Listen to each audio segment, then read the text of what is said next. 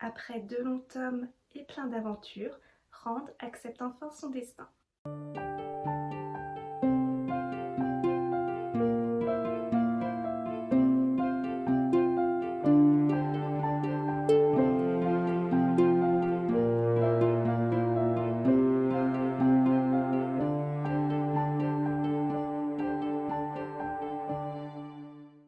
Bienvenue ami des livres, tu es sur la chaîne du Cactus qui lit et aujourd'hui je vais te parler du 3e tome de La Roue du Temps.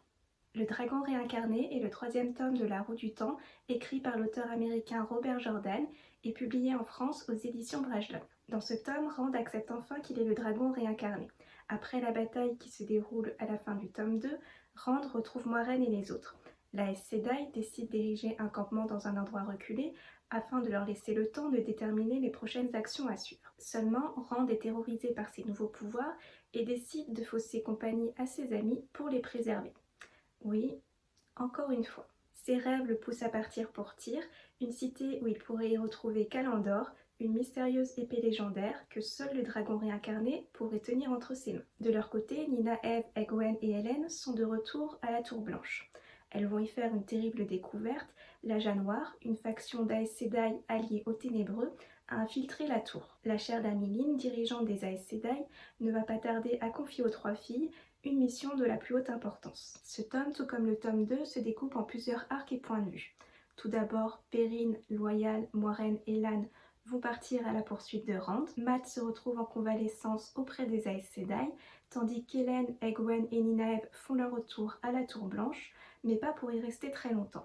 Et dans ce tome, on peut dire que les rêves ont une grande importance. Tout d'abord ceux de Rand, qui le pousse à la recherche d'une arme légendaire, Perrine, qui doit partager les rêves des loups, ou encore Egwene qui, grâce à un artefact, nous fait visiter Tel'aran'rhiod, Riyod, le monde des rêves. Ce que j'ai aimé dans ce tome, le point numéro 1, c'est que Rand disparaît des radars.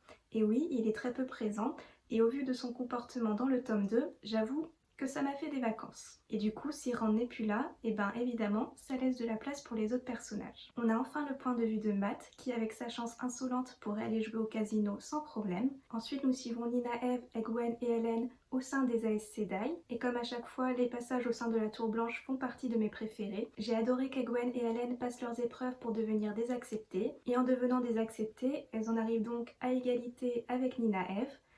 Et ça, Nynaeve, ça lui plaît pas. Ah ça oui, ne plus avoir l'ascendant sur les 2 autres filles, c'est embêtant.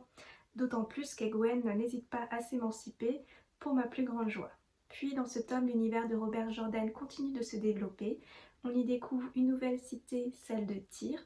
On en apprend plus sur des artefacts en lien avec le saïdin ou le saïdar, et on fait même la connaissance d'un nouveau peuple, celui des Aiel. Maintenant passons au point un peu plus négatif. On va dire que le début de ce tome est un peu long à démarrer. Les personnages restent un bon moment cachés dans le campement de Moiraine, donc quand ils se mettent enfin à bouger, on va dire que c'est un peu une bénédiction. Un nouveau personnage féminin apparaît dans ce tome, Faye, la peut-être future âme sœur de Perrine, mais pourquoi je la mets en point négatif?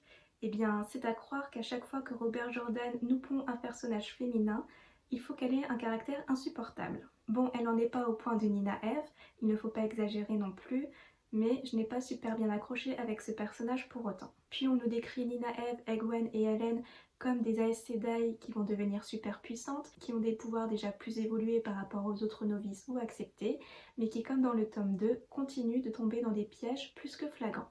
Et enfin, le dernier point négatif pour moi dans ce tome, même si elle était plus en retrait et que nous avions plus le point de vue d'Egwene, ça reste Nynaeve, avec son caractère insupportable.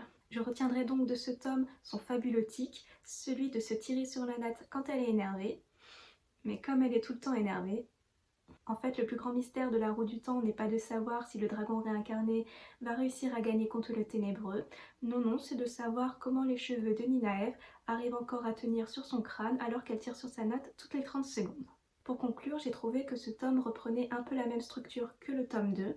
Ils sont ensemble au début, puis les points de vue s'éclatent vers différents horizons, jusqu'à ce qu'ils se retrouvent ensemble pour l'apothéose finale. Bref, un nouveau tome dans lequel le lecteur gravit une nouvelle marche pour appréhender l'univers foisonnant de Robert Jordan. Voilà, cette vidéo est terminée, je te remercie de l'avoir visionnée. Si tu as lu ce livre, n'hésite pas à me donner ton avis dans les commentaires. Et si je t'ai donné envie de le lire, je te souhaite une bonne lecture. En attendant, si tu souhaites faire plaisir à Cactus, n'hésite pas à liker, partager ou t'abonner. À bientôt et prenez soin de vous.